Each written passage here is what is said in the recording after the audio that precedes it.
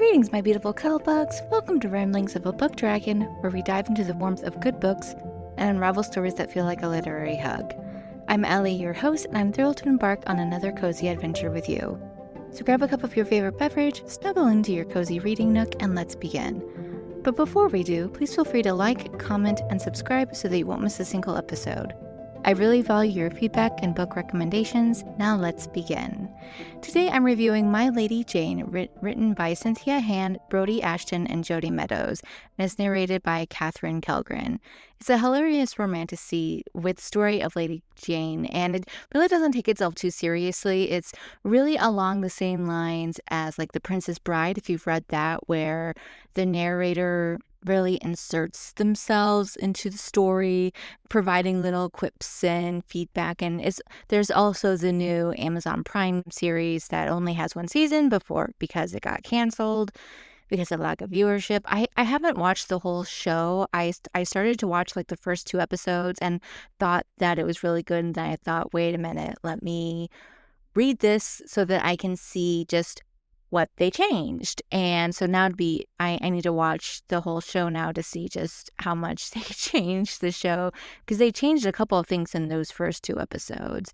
But it basically is this idea of this different alternative universe where there's different types of people. There are the Ethians, and then there are everyone else who is non-Ethian.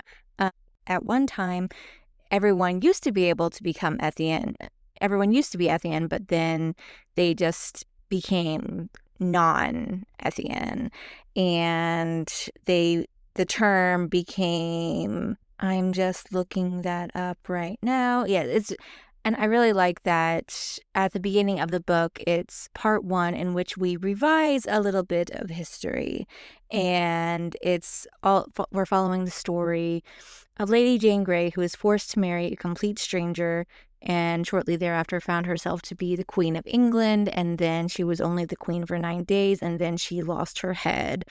And so which of course is very sad, but then they decided, the narrators are like, well, what if we have a different story to share? They've tweaked some of the details.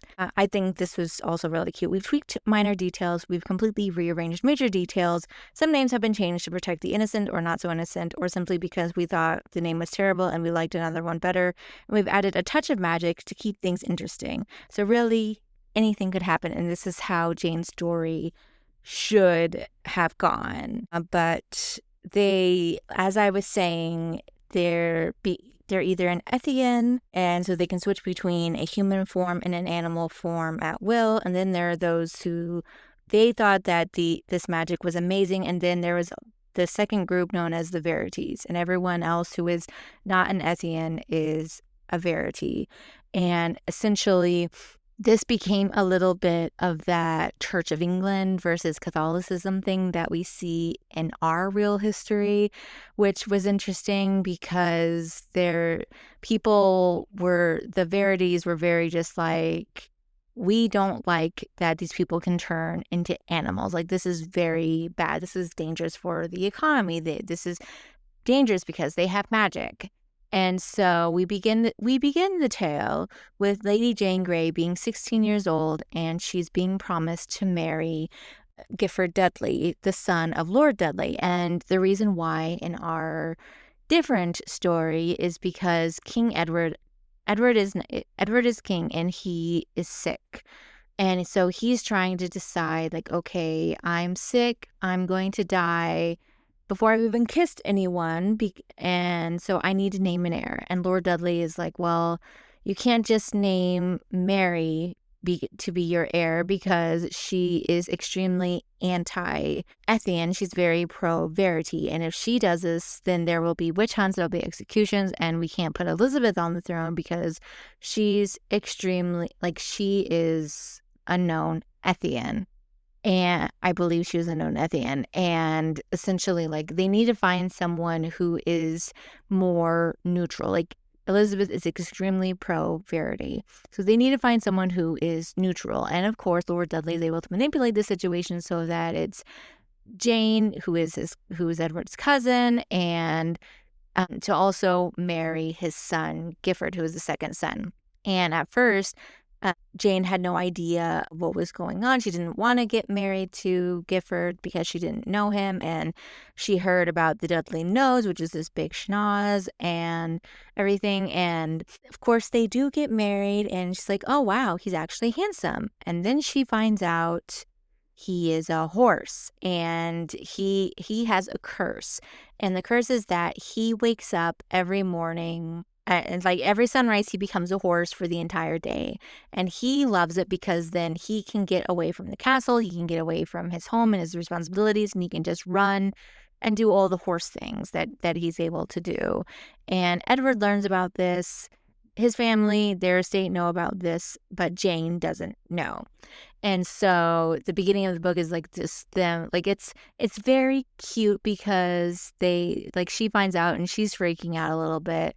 And then at night, Gifford is like, okay, we have some rules to discuss. First of all, no riding the horse, no bridling the horse. Like he has all these rules. And Jane, she is very much the bookworm. So she's like, well, if you have these rules, I have rules about my books. And so they're bickering all the way throughout the story. And it's an extremely slow burn of them both kind of starting to realize that, hey, he's not so bad. She's not so bad. I kind of like her a little bit.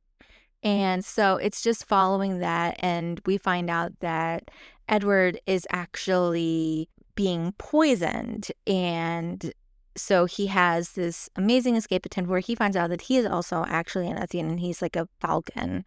And so he's able to escape before he's officially murdered, and he finds out that Mary is wanting to kill him and Dudley's wanting to kill him. But Elizabeth, she's like, okay, you need to escape. And she basically gives him some of the antidote, and she brings up going to his grandmother, who is also an Ethian and is actually a skunk. So it's interesting how there's all these different methods. And going back a little bit to Dudley being a horse, Gifford being a horse, G as he's known, I kind of wish we learned a little bit more about how they determined that it was a horse curse. Like it was a curse to become Ethian because he can't control his transformation. And it sounds like it's because no one else in the family was Ethian and they were wanting to hide it because of all the religious persecution, the Ethian persecution. And I kind of wish we explored that a little bit more of, okay, why do they think that this was a curse? Because later on, I'm skipping ahead a lot to when everyone winds up at the grandmother's house. And she's like, okay, y'all need to learn. And we also find out that Jane is Ethian as well. She becomes a weasel. I believe that's what it was. And so she's like, okay, all three of you cannot control your forms. You cannot control it. So you need to learn how. And she explains that how to transform is you have to want to become the other thing more. Like Jane, she figured that she was cursed because she was turning into the weasel at night. So they were really only having a few minutes at a time. And so she wanted to be and it took a while for her to even be able to do this, which was nice that it took a little bit of time for even Jane to learn how to control her form. And so like they had to want to become the other thing more. And so she was like, no, you're not cursed. You just want to be, basically he wanted to be a horse during the day more than he wanted to be a human. But he was being stubborn as he is and refused to believe that he actually could be a human in the day because he didn't have something that he wanted to be human for during the day. And at night, he had developed a reputation as being a bit of a lake, as they say, or a man about town, a ladies' man. But it turns out actually that he would like to go to recite poetry. And some of his poems, some of his rhymes and words might sound a wee bit familiar, a la William Shakespeare, which was interesting and funny. And that was nice too, that they're like, yeah, this might be a little bit familiar. But so going back, they get married and she's like, I don't want to be married to you. And they really just don't want to be married to each other. And so they're sent off to the countryside to basically learn how to like each other. And we learn that there is this group of Ethians called the Pack. And the Pack is basically terrorizing local communities by taking down cows and stuff.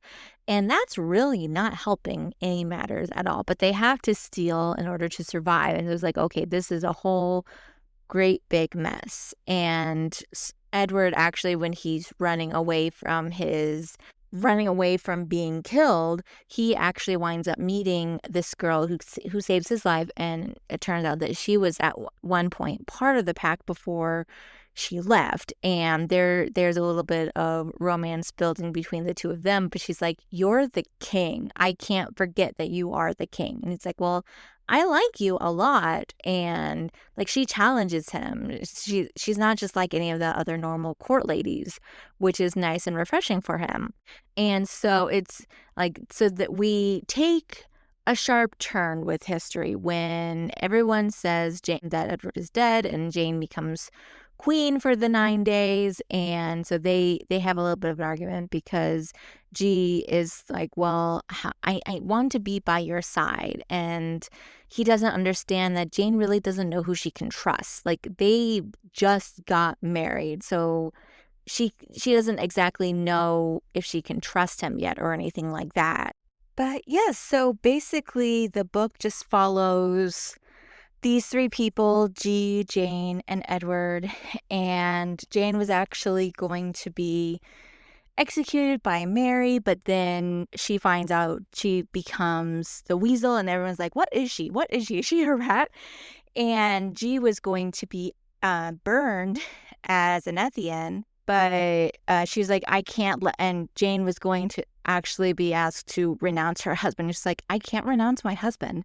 He's my husband," and everything. But it wasn't like because she loved him yet. But they escape, and they wind up going to Edward's grandma's house because they found a letter that she wrote, and he wrote skunk. And that's when she figured out, oh, it's to grandma's house and everything. And they have to kind of figure out how to work together with G being a horse during the day. And so Jane has to actually ride the horse, which is breaking one of the rules. And they really developed a bond together, which was really cute and nice to see. And I thought that the book was really good, and the narrator was just fantastic. She did a phenomenal job, especially with the way she emphasized different things, and everyone was really cut and dry and clearly done.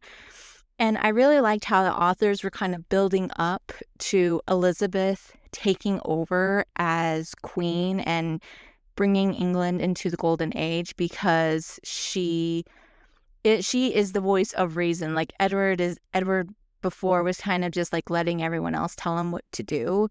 And when he escaped, it was Elizabeth that was like, "Okay, you need to escape. You need to go to France. You need to get an army. You need to do these things. You are the one that was chosen by our father to rule. You are and the way she was talking, Edward was like, "Oh, wait a minute." And so when they win in the end, he is like, "I'm going to renounce the throne, and I make Elizabeth my heir." And which was really nice. And the thing with the whole curse breaking thing, Jane had to choose that she wanted to be with G during the night. She wanted to be with him more than she wanted to be a weasel. But he couldn't do it for her at first. Like, it took a bit longer for him to be like, "I want to stay with you. I love you." And then she's like, "Look outside. There's the sun. You're still you. You're still a man," which was really sweet and really cute. So that is that, I think. I know this was extra rambly and kind of all over the place with the timelines, but I just kind of followed the thread of thought as always. But yeah, I thought this was really funny and really well done, especially with the little quips from the narrator. Like, there's this bit where in order for Edward to become king again, they have to get Mary out. So they make a plan of attack, and they have to go into the Tower of London to get to Mary.